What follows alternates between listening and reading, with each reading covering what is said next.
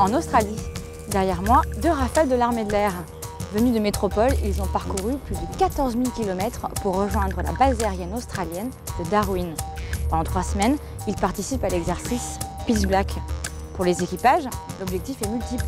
Maintenir leurs compétences et parfaire leur travail de coordination avec les 16 nations participantes. Le capitaine Thomas est pilote de Rafale au 230 Normandie-Niemen. Retour en images sur sa mission du jour.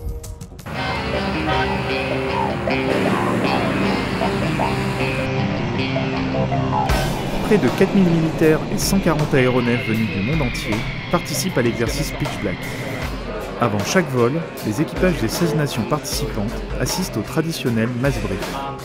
L'organisation des missions complexes de type Comao nécessite un game plan.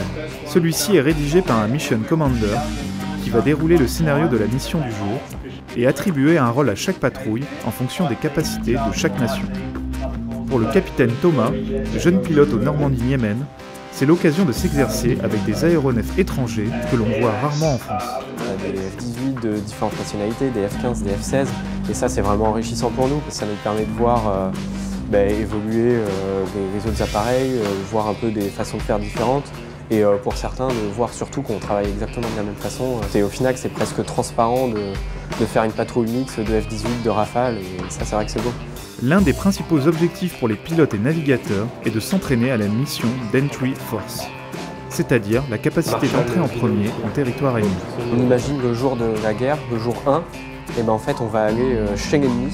Donc l'ennemi aura encore ses défenses solaires opérationnelles, il aura une flotte complète. Le but c'est de nous de montrer une Comao, c'est-à-dire beaucoup d'avions, avec une première vague des DRR, donc des sweepers, qui vont entrer chez l'ennemi, balayer, détruire la menace RR ou la repousser pour permettre aux appareils Striker, dits Striker, donc ceux qui vont tirer les bombes, d'entrer sans être menacés par l'aviation adverse et de délivrer leur armement sur les positions requises.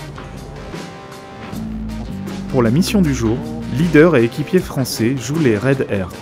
Ils vont simuler la défense aérienne d'un territoire ennemi face au Blue Air, interprété par les F-18 Hornet australiens. Un ultime briefing avant vol est nécessaire pour définir la stratégie des 2 Rafales.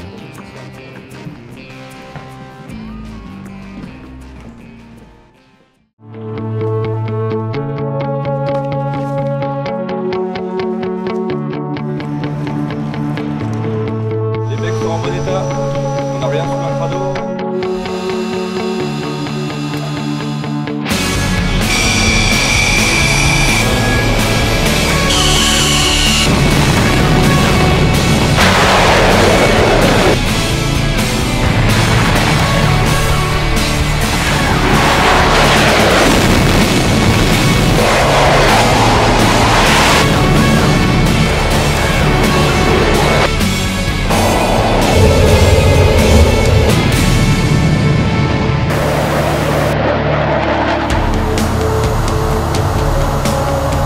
L'absence d'habitants dans le nord de l'Australie permet aux aéronefs d'évoluer dans des zones de combat d'environ 500 km de long et 300 km de large, soit environ un quart du territoire français.